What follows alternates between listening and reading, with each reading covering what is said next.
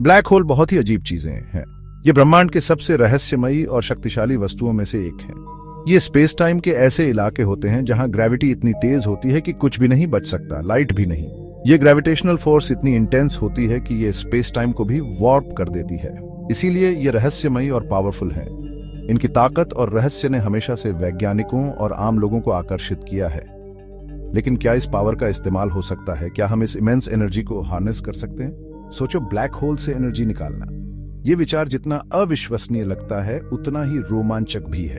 Science fiction लगता है ना, लेकिन कई बार साइंस फिक्शन ही भविष्य की सच्चाई बन जाती है। लेकिन यूनिवर्स में बहुत से अजूबे हैं। हर दिन हम कुछ नया और अद्भुत खोजते हैं। साइंटिस्ट्स ने सोचा है कि कैसे इस कॉस्मिक एनर्जी सोर्स का यूज करें। यह विचार न केवल संभव है, बल्कि भविष्य में हमारी ऊर्जा की जरूरतों को पूरा करने का एक तरीका भी हो सकता है। ये पॉसिबिलिटीज एक्साइटिंग भी हैं और डॉन्टिंग भी। इस दिशा में काम करना एक बड़ी चुनौती है। क्या ब्लैक होल हमारे फ्यूचर एनर्जी नीड्स की हो सकते हैं? क्या हम इस अनंत ऊर्जा स्रोत का उपयोग कर पाएंगे? चलो साइंस में डाइव मारते हैं और एक्सप्लोर करते हैं ब्लैक होल के एनर्जी प्रोवाइडर्स बनने का पोटेंशियल। इस यात्रा में हमारे साथ आइए और जानिए कि कैसे ये रहस्यमयी वस्तुएं हमारे भविष्य को बदल सकती हैं। ब्लैक होल से एनर्जी निकालने का एक तरीका है एक्रीशन डिस्क का यूज करना। ये डिस्क्स बहुत ही फैसिनेटिंग होते हैं और इनकी स्टडी से हमें यूनिवर्स के कई रहस्यों का पता चलता है। ये डिस्क गैस और डस्ट का एक स्वर्लिंग मैस होता है जो ब्लैक होल के ऑर्बिट करता है। ये मटेरियल ब्लैक होल की ग्रेविटी से अट्रैक्ट होकर एक डिस्क में कलेक्ट हो जाता है। जैसे ही मटेरियल अंदर गिरता है, फ्रिक्शन से बहुत तेज हीट और लाइट जनरेट होती है। ये प्रोसेस इतना इंटेंस होता है कि ये यूनिवर्स के सबसे ब्राइट ऑब्जेक्ट्स में से एक बन जाता है। इस एनर्जी को हार्नेस किया जा सकता है। अगर हम इस एनर्जी को इफेक्टिवली कैप्चर कर पाएं, तो ये एक रेवोल्यूशनरी एनर्जी सोर्स बन सकता है। इमेजिन करो, ब्लैक होल के चारों ओर एक जायंट मैग्नेटिक फील्ड है। ये मैग्नेटिक फील्ड बहुत पावरफुल होता है और इसके कई एप्लीकेशंस हो सकते हैं। ये फील्ड एक डायनामो की तरह काम कर सकता है। स्वर्लिंग डिस्क की किनेटिक एनर्जी को यूजेबल पावर में कन्वर्ट कर सकता है। ये कॉन्सेप्ट थियोरेटिकल फिजिक्स में बहुत चर्चा का विषय है। ये एक कॉम्प्लेक्स इंजीनियरिंग चैलेंज है, अभी हमारे बस की बात नहीं। लेकिन वैज्ञानिक और इंजीनियर इस दिशा में लगातार काम कर रहे हैं। लेकिन पोटेंशियल रिवॉर्ड्स बहुत बड़े हैं। अगर हम इस एनर्जी को हार्नेस कर पाएं, तो ये हमारी एनर्जी नीड्स को हमेशा के लिए बदल सकता है।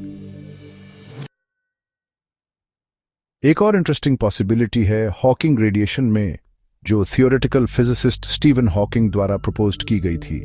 ये फिनोमेनन क्वांटम मैकेनिक्स की क्वर्की वर्ल्ड से आता है, जहां पार्टिकल्स और एंटी पार्टिकल्स का बिहेवियर बहुत ही अनप्रिडिक्टेबल होता है। इवेंट होराइजन पर, जहां से ब्लैक होल के लिए कोई वापसी नहीं होती, particle anti particle pairs constantly बनते और बिगड़ते रहते हैं। एक fascinating dance of creation and annihilation. कभी कभी एक पार्टिकल ब्लैक होल में गिर जाता है और दूसरा एस्केप कर जाता है, जिससे एक एसिमेट्री पैदा होती है। ये एस्केपिंग पार्टिकल ब्लैक होल की थोड़ी सी एनर्जी अपने साथ ले जाता है, effectively causing the black hole to lose a tiny bit of its mass.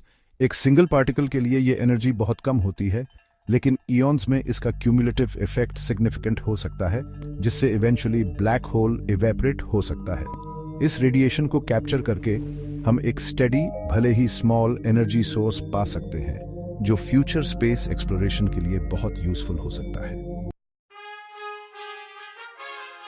Black hole की पावर को हार्नेस करना फ्यूचर जनरेशंस के लिए एक चैलेंज है। इसके लिए जो टेक्नोलॉजी चाहिए वो अभी हमारे पास नहीं है। डिस्टेंसेस बहुत ज्यादा हैं और रिस्क्स भी बड़े हैं। एक छोटी सी मिसकैलकुलेशन से कैटास्ट्रोफिक कॉन्सिक्वेंसेस हो सकते हैं। फिर भी पोटेंशियल रिवॉर्ड्स इतने बड़े हैं कि इग्नोर नहीं कर सकते। ब्लैक होल क्लीन एनर्जी का लगभग लिमिटलेस सोर्स प्रोवाइड कर सकते हैं। ये हमारी सिविलाइजेशन को आने वाले मिलेनिया तक पावर दे सकते हैं। जैसे जैसे हम यूनिवर्स के सीक्रेट्स अनलॉक करते हैं, ब्लैक होल होप के बीकन्स बन सकते हैं, जो हमें एक ब्राइटर फ्यूचर की ओर गाइड करेंगे।